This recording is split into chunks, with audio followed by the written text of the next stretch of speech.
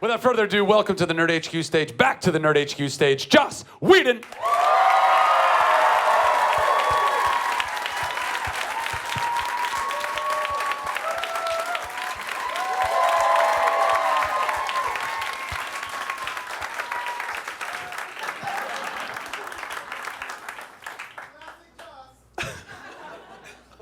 That's what I do best. Pass out. Hi, I've prepared a speech. That was it. Hope you all enjoyed that.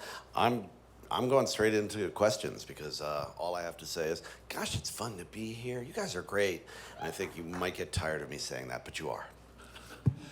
Do you want to pick him, or do you want me to pick him? Or I think you should. Or I should. What do you want to do? You start. We'll see how you do. Fantastic. It's a test. I'm going to go right there. Yeah, you.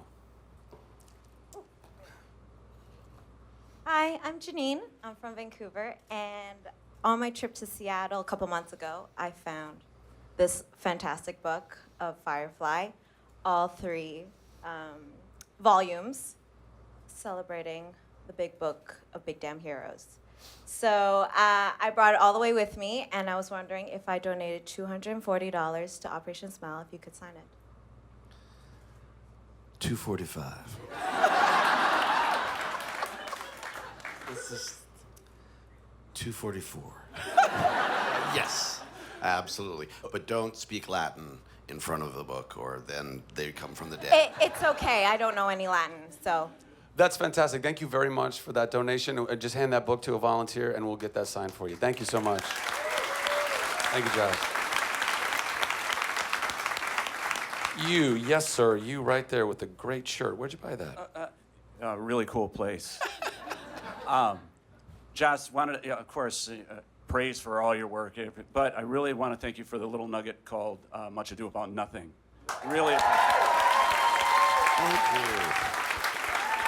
But probably the one question that probably everybody's asking you off to the side, and everybody wants to ask you, will there be a director's cut of Ultron? Interesting. It has always been my ambition never to do a director's cut of anything, always to make the movie with the studio that we both want to make. Ultron was very complex, and there was a lot of back and forth. My instinct is no. And I have, just as an artist, I'm super fucking lazy.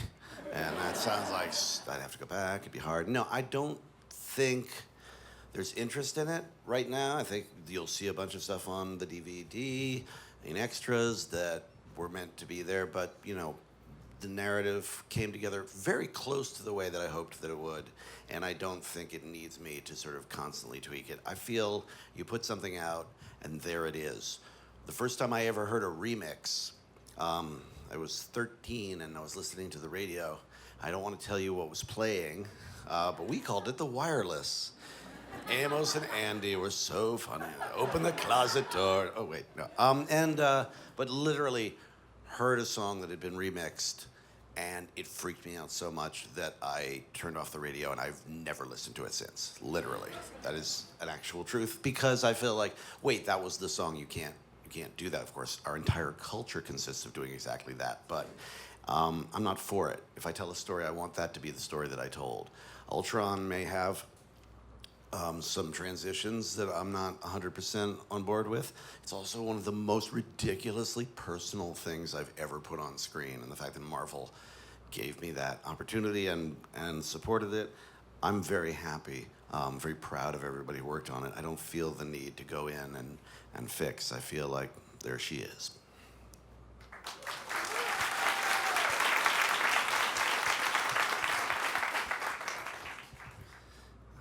Wait, there are 2 right in, there's the one in front of the 2 that are right of each other. That was very specific. Hi, Joss. I was wondering, because of you, I went from a very lonely person because of your work to somebody who has best friends now. And I was wondering if you ever knew, when you were writing Buffy and Angel and Firefly, if you knew the kind of impact it would have on people where, you've changed our lives. They used to be my friends, and now I'm the lonely one. They liked you better, and that's fine. I wanted it to have an impact on people, but I did not understand the kind that it would have. I did not understand the ways, not just that people would get something from the narrative, but the community that would form, and that, timing-wise, the internet and the bronze and all of these communities were really just starting to happen. And a lot of them happened around Buffy, and the sharing of that shared experience worked in a way that it never has. And my favorite things are when I hear people like, oh, we never got along, my parents or my brother or whatever, but we would watch Buffy, or something that, but the people that it's brought together, how can you know that's gonna happen? What I wanted to do is give people strength in themselves, that they were able to communicate that and celebrate it together is a completely unexpected benefit and one of the best things. I mean, I'm sorry, but that's a nice thing to hear. But they were my friends first.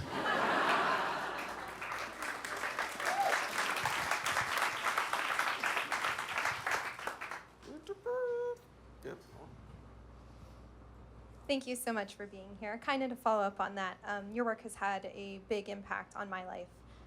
I watched Buffy with my mom when I was a kid, and I didn't realize that you were the writer-director until after I saw Avengers, and I went back and I realized that... I've been repeating myself. Only have one idea. Thanks for bringing that up. That You should probably pick. that I am in part the person I am today because of that work. So thank you very much. My question is, as a writer, do you start writing for yourself and edit for your intended audience, or is the audience something that is always in the back of your mind the second you start a new project? You are always writing for only yourself and everybody in the world. Those are the only two people that you care about. And it's absolutely for me.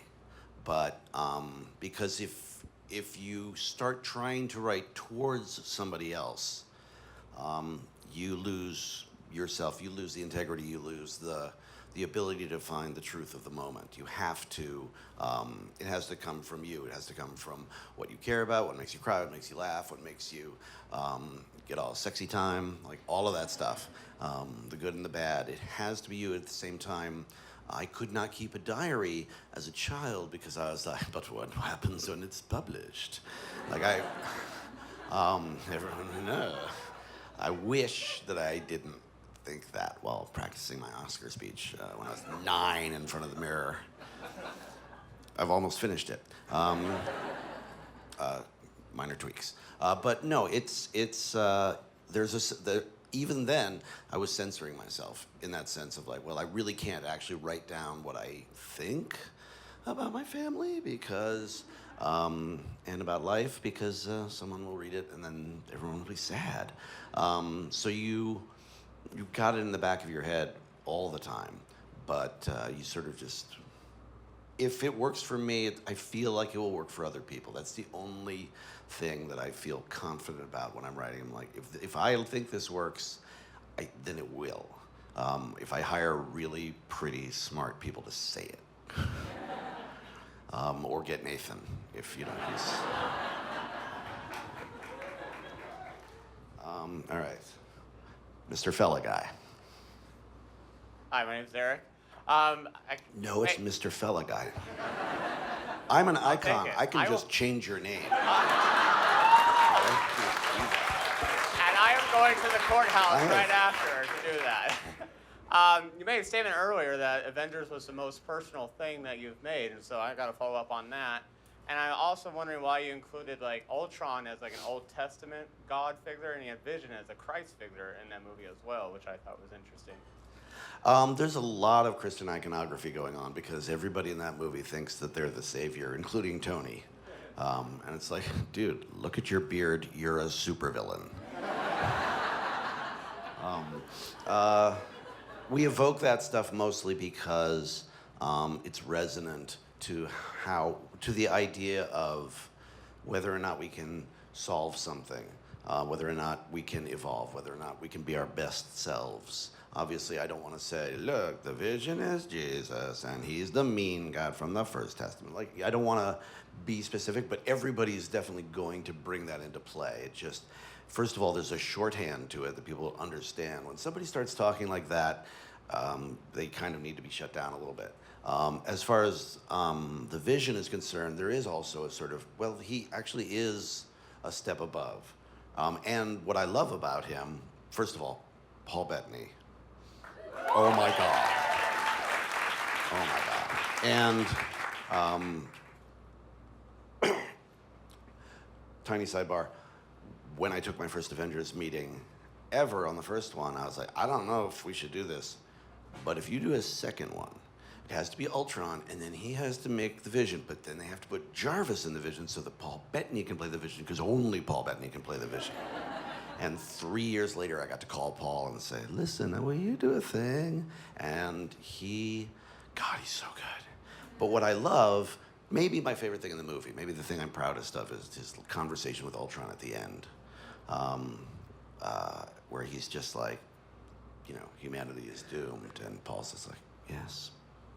And it gave me the chills / creeps so much that we finally made like somebody who was, we know he's worthy, we're gonna play him. So it's like, we know he's a pure being, and yet he very dispassionately is like, oh yeah, no, these guys are over.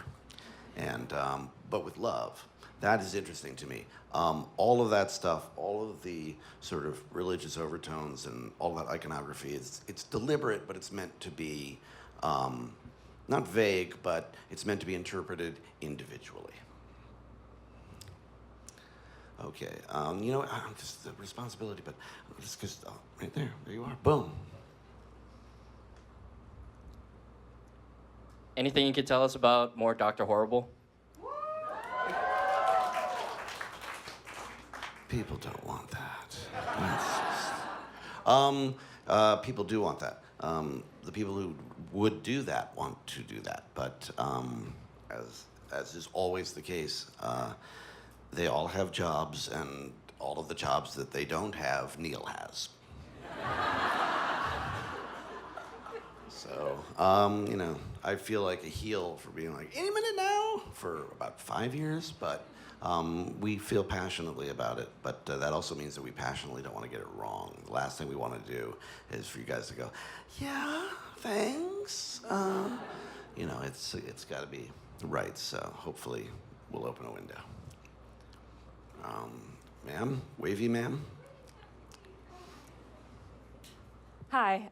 First of all, thank you for everything that you've given us, and especially for Buffy. I was such a huge fan of that I bought a lot of the props when they were auctioned off, including Olaf's hammer. So I'm wondering, yeah, I love it. It's like amazingly light, you guys. It's foam. Shh. Yeah, I can wield it with Buffy-like strength. But I'm wondering, what is your favorite and your least favorite season of Buffy, and why?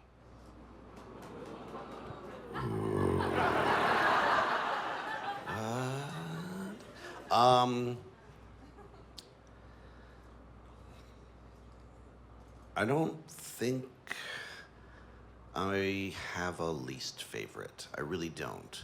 I think if I went back and watched them, I'd go, well, in the first season we had 12 episodes and we were finding our way, and some of the stuff wasn't in place. And it was kind of baby steps a little bit. And as for favorite, probably this would change a lot of times, but I might have to go with season 5. I feel like that mission was accomplished really well. But I'm a big fan of season 6, so because I like porn. So it's called erotica. Okay. When we finished season 5, the mandate was next season we're gonna lighten up. It's gonna be way less dark. Well.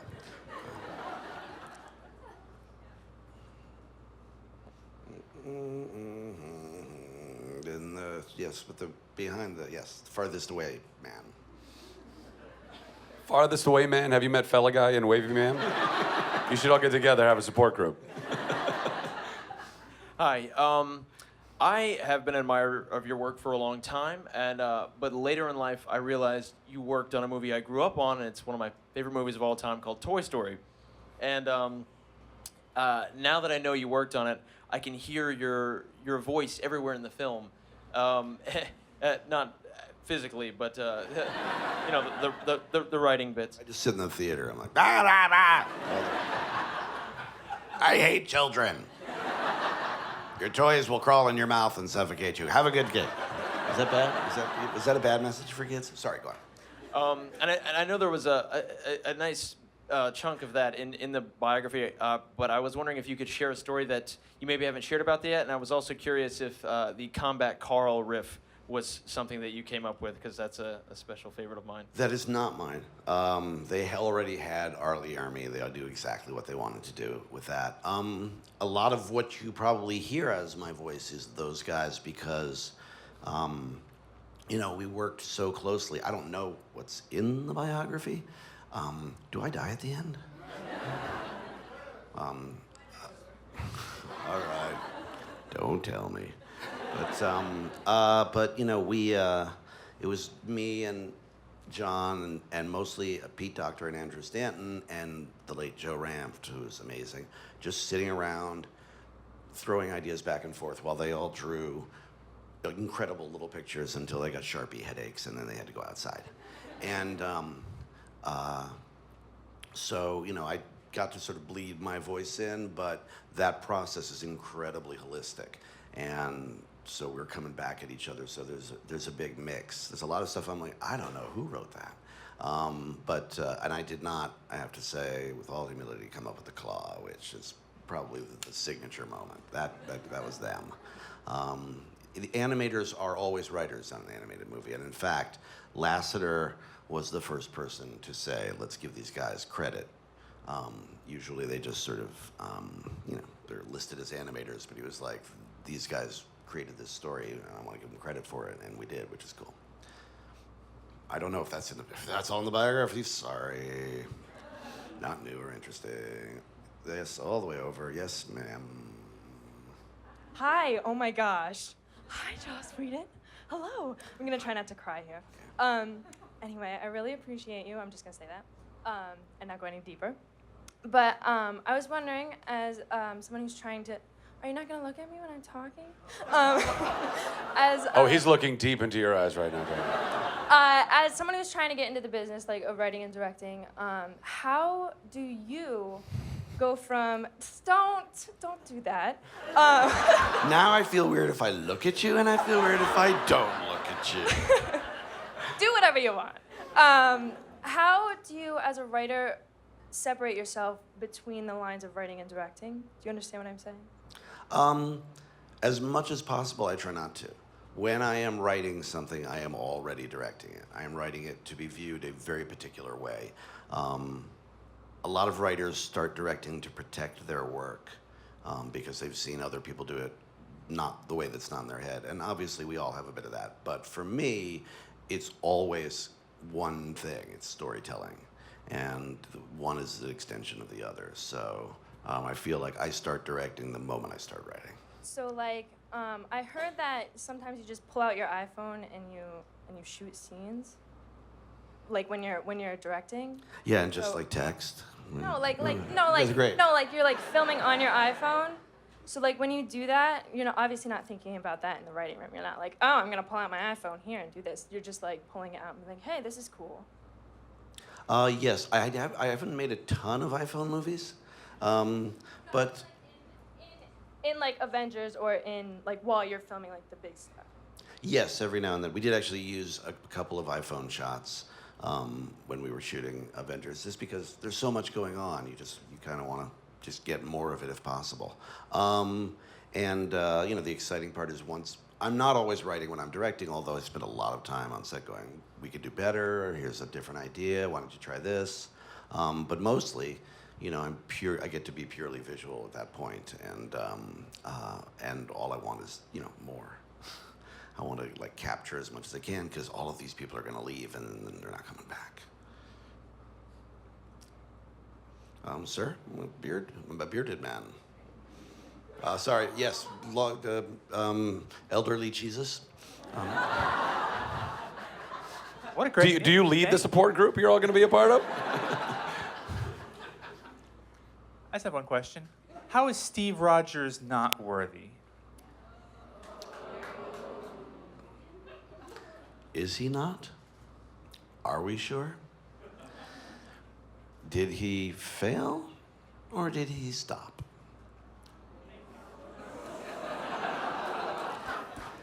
He actually worked as a coyote and exploited a lot of people and did terrible things in between the two movies.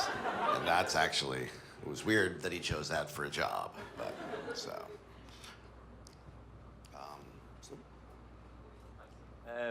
You're surrounded by like all your fans and everyone who loves your work, and you're at Comic-Con.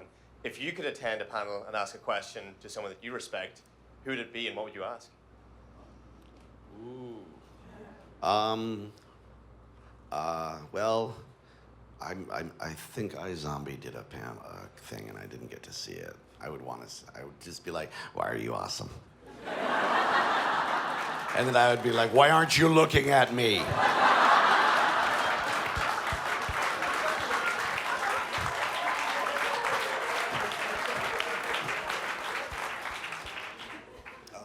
Ma'am? Okay, so first of all, I just want to say that The Avengers is the movie that made me love movies, and I want to be a director, so thank you for that. Otherwise, so right now there's so much new technology becoming popular, like drones and holograms and, what did I write here? Virtual reality. What of this technology are you most excited to use in film? For me, drones. Drones are wonderful because they really give you something that we could not accomplish filmically up until, because a crane can do so much, a helicopter can, there's this sweet spot in the middle where you can get footage of an environment or whatever with a drone that just you could not get. And when we shot in Seoul, we had this extraordinary drone pilot, flying through and getting these flying shots through pillars and overpasses and stuff. That we also had, I think it was his brother running the remote control car that was this big that weaved through every traffic thing we did. It was just both of them are amazing, and that stuff is when it's not bombing and spying is a super exciting technology for me. The virtual reality thing is very much that's creating an environment. And I'm much more linear in my approach to narrative. I'm very old school that way. So I don't play a lot of video games. I'm sort of like, no, I'm going to choose what door you go through. Damn it. You have to take over choosing. Let's do it. Pressure is killing me. I'm scared of everyone. All right, why not this guy right here? It was the puppy dog guy thing. First, thank you for doing the camera guy a favor. Every time I raise my hand, I cover both your faces. Excellent. I'm so sorry. Getting to the business side, that sometimes as an artist, that's the most difficult part for people is to put aside that and sell it to somebody. You've been wildly successful at selling very original properties, and I'm going back and forth with this. So. What advice can you give to people who are trying to get their own properties made that are original like yours? I don't have a ton of great advice. I had a weird mix of good luck and bad, as everybody does. The only thing I would say is it never occurred to me that I wasn't right about Buffy or Firefly. And people say, did you expect Buffy to become a pop culture icon? I'm like, why do you think I wrote it? And that isn't like, I want to be super famous and all this good stuff. I was like, when you have a title like that, you must have enormous, unreasonable faith in yourself. And that is the biggest thing for me, is that feeling like I know what I'm doing, which I only feel when I'm telling stories. I cannot walk through a door or have a human conversation, but I can write a story.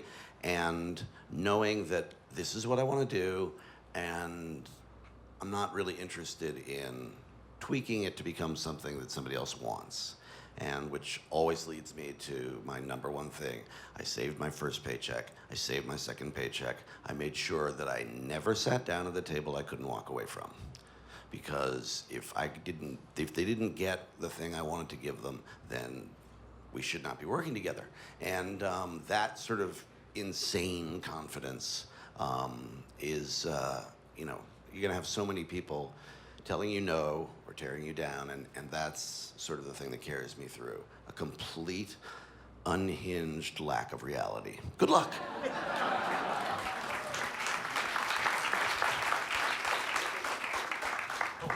That's right, it's on me. I was over here, I'm gonna go over there now. That lady in the back with the glasses. Yes, you, yes. Hi, Joss. We have a thing that we call Joss people, which is actors that you reuse in your shows and movies. I like the term recycle. I was wondering if there was anyone that you have used in the past that you want to use again, but just haven't had the opportunity yet. Yeah, there are many, many, many, many. I'd have to say, if you were like, you gotta make a movie right now with somebody that you haven't got to work with enough, that someone would be Mark Ruffalo. I think he's as good at acting on film as anybody in our country, and he is so much nicer than I am. He is just a darling dear. Did you see Foxcatcher, by the way? Did anybody here see Foxcatcher? Yeah. Not a lot of people saw it, unfortunately. Did you see it? Yes, I did. He was fucking awesome in that So movie. good. It was so weird that he embodied that wrestler. You guys should go see it just for him. He literally plays a real wrestler, but he walks around like with this kind of like this weird, like this thing, which is, I guess, how wrestlers walk back in the day. But he was so good. Which wrestling matches are you going to? You don't want to know. Actually, you do want to know. But even the stuff when he was like training the wrestlers, it looked so fluid and real, as if he had been doing it his whole life. And I was like, man, that's a committed actor. Yeah, I think he's incapable of uttering an untruth. He always becomes the thing. Yeah, that first scene of the two of them when they're just like aping, and he actually told me they shot like 9 pages of stuff about their relationship, and then they got in the editing room and saw the two of them wrestling. And was like, oh no, we know everything. We don't need any of that. Wow. Yeah, because it was so specific how he was the older brother and how it's great stuff. Sorry, we're just gonna have our own time. You guys just I'll tangent talk occasionally. amongst yourselves. Oh, the power. I'm gonna go you, sir. You, sir, right there. Hi, I wanted to say first, congratulations on the Comic-Con award. Thank you. That panel, really good. I have it right here. Then I wanted to know, you've seen you in front of the camera a couple times.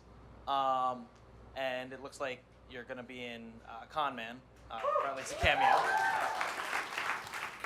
And It's a very moving line that I have.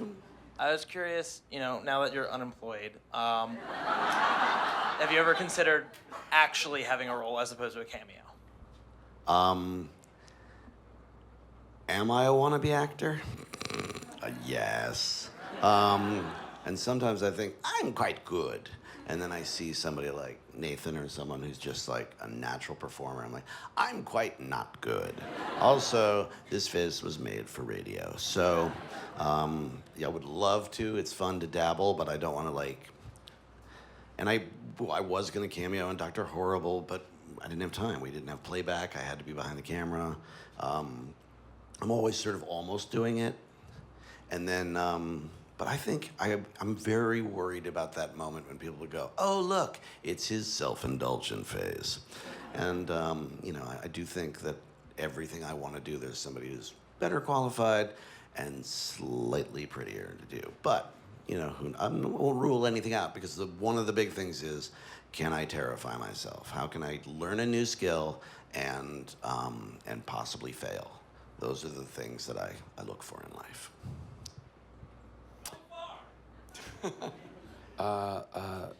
Miss there with the red arm. It's a Picardigan, but A Picardigan?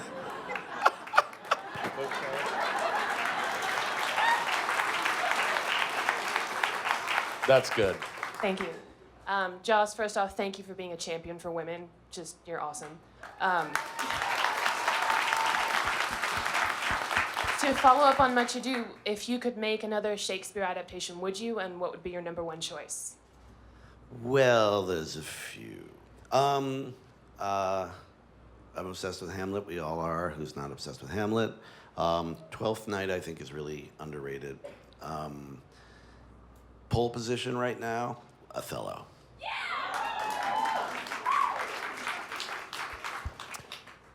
Let's go right back. I think you were is that purplish hair right there? Yeah, you've had your hand up for a minute. Hi. Along the lines with the question about the cameos, I was wondering if you could give some background on the voiceover cameo in Serenity and how that came about. Was it like in post-production, or did you know you were going to do that, or what's the story Oh, behind you that? mean y'all around, coach? That one? Yeah. How humiliating is that every time I hear it? That was literally, yeah. I'm in the editing room, and we laid it down to fix it later, and then we ended up keeping it. So I think we all agree my acting career can wait. In Age of Ultron, there's a moment where Iron Man flies in, says we have to talk, shoots everybody, and then says, good talk. And you just hear one of the guys, no, it wasn't. That was our editor, Jeff. Because I was like, let's just try this. And so he threw it down, and we're like, we're not changing that out. You can't do better than that. So, and that stuff happens a bunch. You just sort of, every now and then you throw something in, and you get these guys who just nail it. So if you have it, keep it. On that one, I don't know what went wrong. We ran out of time. Did you get a Wilhelm scream in Avengers at all? Or have you gotten one in anything? I try to take them out. No, I do. Because I feel like it's insider baseball, and it feels lazy to me. Oh. It's a tradition. There's a few traditions that I sort of bucked. And with the Wilhelm scream, they wanted it in Serenity. Everybody wants the Wilhelm scream. And in fact, they had it. Summer kicked somebody off the stairs, and they put in the Wilhelm, and I'm like, first of all, that to me says, this is a movie, we all know it, and it takes me out of it. Second of all, that was a woman that she kicked, and so that should be Wilhelmina. Totally different scream. They also tried to sneak R2-D2 onto the helicarrier, because they like to put him in everything. And maybe they did, and found a new place, but I saw it, and they're like, hey, it's fun, we put R2-D2, and he was, first of all, enormous in scale. So it's like, oh, good, because we want it to look like a model. That's good. That'll make it old-fashioned. But I feel like that's not about the movie. That's not about the audience's experience. And so I try not to do stuff like that too much. All right. But if you'd like to do a Wilhelm, if you feel if you've prepared a Wilhelm for us. Oh, for today? Yes. No. These vocal cords are not happening right now. Okay. No. I should have caught you on Thursday. You right there. Hi, Josh. Why are you awesome? No, what I really wanted to ask was, a lot of people think you're one of the greatest feminist writers ever. You've done a lot for women, as someone else just said, with Buffy, and then with gay women with Willow, and then the larger woman with Miracle Laurie and Dollhouse. And I was just wondering, what are you going to do next for us women? Haven't I done enough? I'm so sick. Who's thinking about the white guy? Who's telling the rich white guy story? Where's my Selma?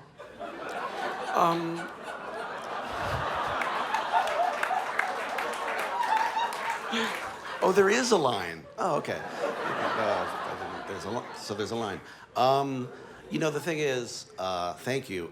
I think that I'm not going with great feminist writer of all, blah, blah, blah. I think I was lucky enough to have an impact at a time when an impact was needed, and therefore got noticed for something that was never really an agenda so much as just like, these are the stories that interest me, these are the people that I want to be. And so that is the sort of thing that, the reason I left Twitter was not because of all the hate, so much hate, but because of all the things that I care about, like the articles I would read and the causes and the things. I'd be like, oh, I need to talk about that. I need to talk about that. I need to talk about that. And I could not have an idea because I had this noise in my head, this noise of agendas. They were my agendas, but that is not how you create it all. Again, it has to be, you have to silence everything else and just go, you know, what's in here? Hopefully the stories will continue to be textured and create, you know, roles for women that are, and men that are interesting and worthy, but I can't go at it as like, oh, well, now I have to bring my politics to the blank page, because that does not fill the page with anything except a lecture, and people know it. Next question.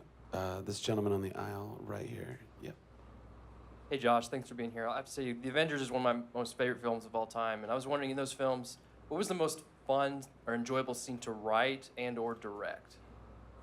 You know, I have two answers, and I'm gonna have to give it up for Natasha and Loki, as just a dream to write, and then two actors who are word perfect and riveting. And that really weird cell. That was a good time. People always ask me, "Are you excited?" Oh my God, you must be so excited. And robot-like, I say, no, I do not have that. I don't get excited when I'm supposed to. And somebody asked me about Avengers when we started. Are you excited? And I was like, I'll let you know. It'll happen. Don't know when. Probably about 6 weeks in, we were shooting. Everybody argues in the lab. Everybody and their mother. And Tony and Steve are going at each other. And I gave them a couple of notes and walked back to the monitor and was just like, it happened. And I had that moment of like, I do this for a living. So that's a big fave.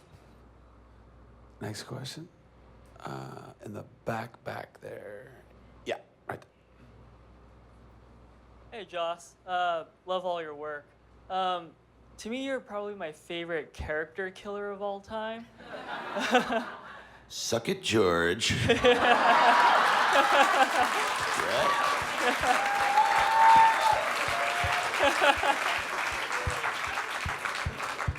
Awesome response.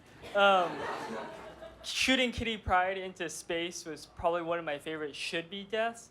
I'm just wondering, have you masterminded any deaths in your head that haven't made it into production that you'd be willing to share with us?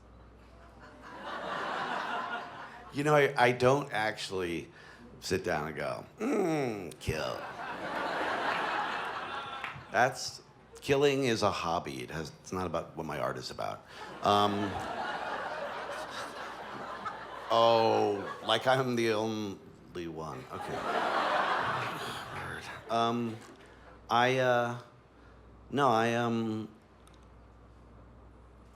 I believe that people are taken from us very suddenly, and it's important in a narrative to not only remember that, but also remember that is one of the ways you can subvert a very sort of obvious narrative flow and turn it into something more interesting and more compelling.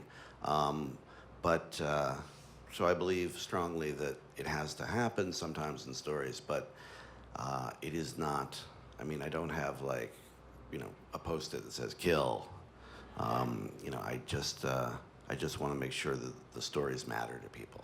And if people think that I kill a lot of people, proportionally watch a procedural, because they got the most bodies of anyone. I'm actually terrible about, like, Buffy was the least frightening horror show ever made. It was like, because I didn't want to hurt people. They matter. It's like seeing bodies lying around. So it's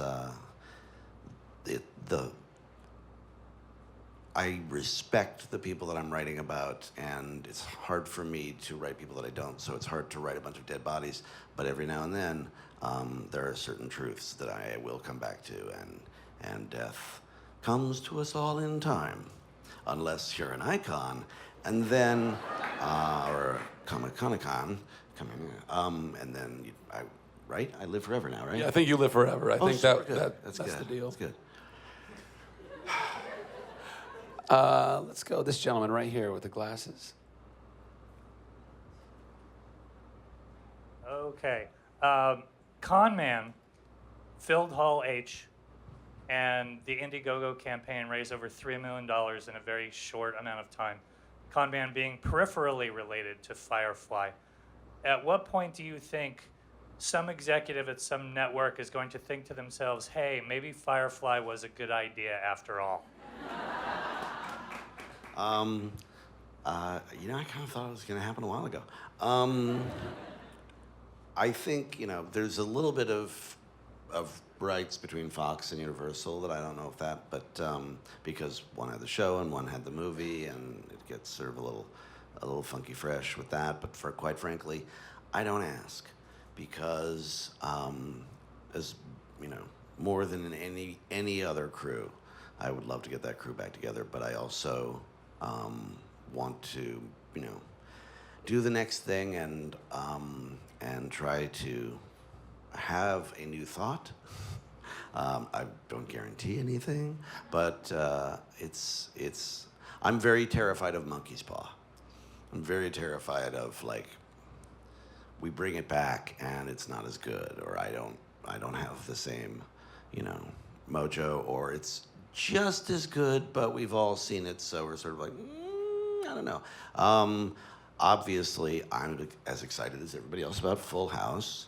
Thank God that's coming back with Coach, because that's nostalgia is my favorite thing in the world. It's absurd to me they're bringing everything back. But if we brought Firefly back, it would have to be so many pieces in the right place at the right time.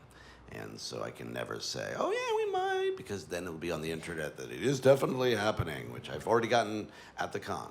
Or if somebody came up to me and said, I heard you're doing Firefly on the internet. I was like, you're gonna hear it tomorrow too.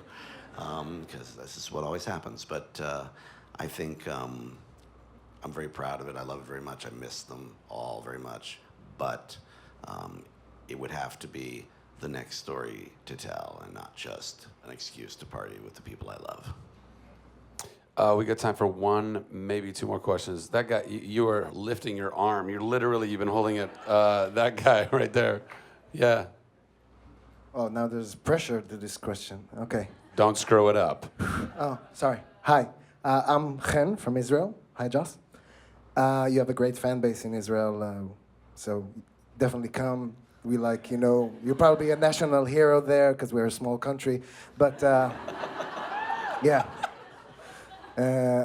For us, you already are. But, okay, so my question, let's breathe, thank you. So you create as a writer, I'm sorry, I just put okay. Blah, blah, blah. So, what is the first story you created? Not for, for TV or anything, but even as a child, what is the first story you remember you created to yourself? I don't know. I spent a lot of time by myself. What a shock. And mostly just not stories at first so much as universes. I would create an entire universe of different characters. And sort of they would populate it. I would imagine them and sort of build all this stuff, but never actually put it into a narrative form. It just sort of swam in my head for hours and hours and hours. And basically, at the center of my weird little universe was a guy named Harry Egg and his best friend, a sexually ambiguous demigod named Mouse Flesh.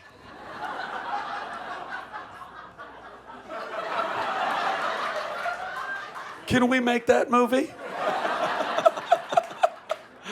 Ladies and gentlemen, we have reached the time. I'm so sorry. Did you have a good time? Guys, keep your hands going for Joss Whedon. Oh, thank you. Thank you guys so much, dude. Joss Whedon, everybody. Joss Whedon. Clap him off the stage. Keep it going. Keep it going.